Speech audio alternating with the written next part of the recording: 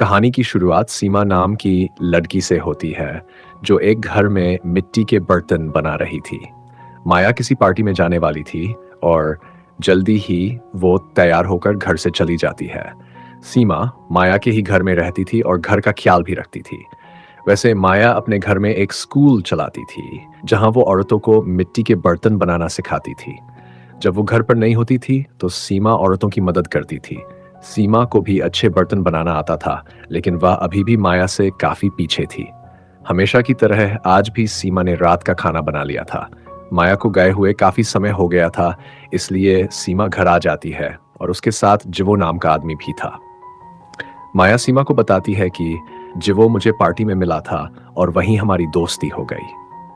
सीमा जानती थी कि माया रंगीन मिजाज की मालकिन है।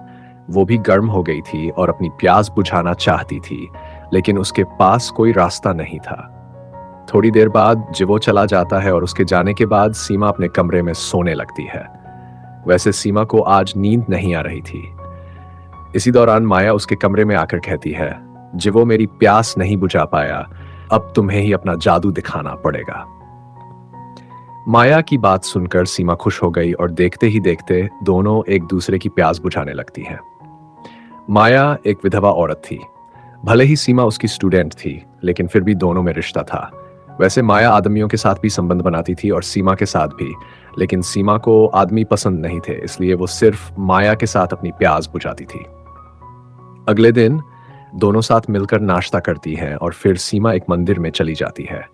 सीमा को मंदिर आना पसंद था, इसलिए वो रोज मंदिर आती थी।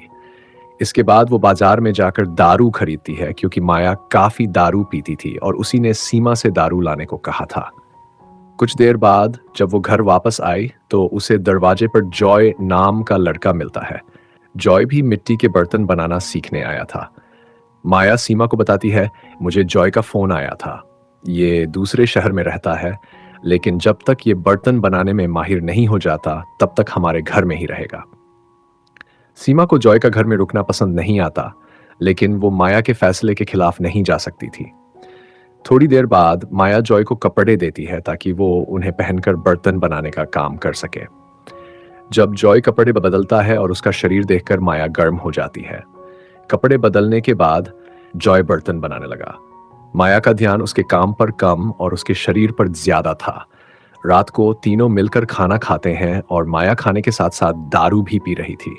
खाना खाने के बाद जॉय अपने कमरे में चला जाता है और वो फोन पर अपनी लवर सोनिया से बातें कर रहा था। इसी बीच दरवाजे पर आहट होती है, जिसे सुनकर वो फोन काट देता है। दरवाजे पर माया खड़ी थी, जो जॉय को देखकर मुस्कुरा रही थी। कुछ ही देर बाद दोनों बातें करते करते बाहर आ गए और उनकी बातें सुनकर सीमा जाग गई। माया बातें करते करते जॉय का हाथ पकड़ लेती है, जिसके बाद दोनों एक दूसरे की प्यास बुझाने लगते हैं।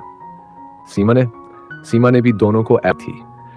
वो माया से बहुत प्यार करती थी और उसे किसी और के साथ नहीं देख सकती थी। अगली सुबह माया नाश्ता बना रही थी। सीमा उससे तो ठीक से बात करती है, लेकिन वो जॉय पर बहुत गुस्सा थी। नाश्ते के दौरान भी सीमा उदास थी। वैसे माया को सब पता था कि वो उदास क्यों है, लेकिन फिर भी वो उसकी उदासी दूर करने की कोशिश नहीं करती। थोड़ी देर बाद माया किसी काम से बाहर चली जाती है, जबकि सीमा घर की सफाई कर रही थी। इसी बीच जॉय उसके पास आकर पूछता है, क्या तुम्हारा कोई प्रेमी है?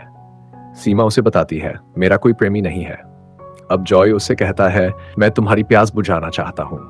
जॉय की बात सुनकर सीमा घबरा जाती है और जल्दी से कहती है, मुझे लड़के अच्छे नहीं लगते। उसकी बात सुनकर जॉय समझ गया कि सीमा क्यों उदास है। वो समझ गया था कि सीमा माया को उसके साथ नहीं देख सकती, इसलिए वो उदास है।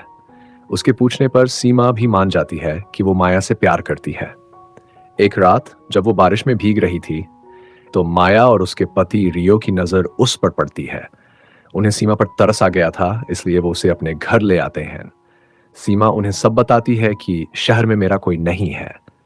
इसके बाद दोनों ने उसे अपने पास रखने का फैसला कर लिया।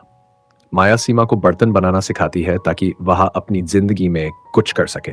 धीरे धीरे जैसे जैसे दिन बीतने लगे, सीमा दोनों के साथ पूरी तरह घुल मिल गई। ऐसे ही एक दिन माया सीमा को बर्तन बनाना सिखा रही थी और तभी दरवाजे पर आवाज आती है। एक पुलिस वाला माया को बताता है कि आपका पति एक हादसे में मारा गया। पुलिस वाले की बात सुनकर माया बेसुध हो गई। रियो की मौत के बाद सीमा ही माया को संभालती है। एक रात माया को संभालते संभालते वो उसे किस करती है, जिसके बाद दोनों के बीच रिश्ता बन जाता है। अब कहानी वर्तमान समय से शुरू होती है। माया वापस आ गई थी और सीमा उसे जॉय से दूर रहने को कहती है। सीमा की बात सुनकर माया को इतना गुस्सा आता है कि वो उसे एक जोरदार थप्पड़ मार देती है। रात को जॉय फिर से माया के साथ प्यास बुझाने लगता है और दोनों की गर्म आवाजें सुनकर सीमा फिर से दुखी होने लगती है। अगले दिन सीमा फिर से मंदिर जाकर प्रार्थना करती है। जब वो वापस आती है तो उसे घर से सोनिया निकलती दिखती है। सोनिया जॉय की लवर थी और वो जॉय के साथ घूमने जा रही थी। सीमा घर में आकर काम करने लगती है और काम करते करते पूरा दिन गुजार देती है। रात को माया फिर से जॉय को गर्म करने लगती है। इस बार वो ये सब सीमा के सामने ही कर रही थी ताकि सीमा जल जाए।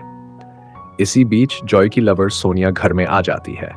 उसने जॉय को कई बार फोन किया था, लेकिन जॉय ने फोन नहीं उठाया था, इसलिए वो परेशान होकर यहाँ आई थी। उसे अब जॉय पर शक होने लगा था, इसलिए वो उसे अपने साथ चलने को कहती है।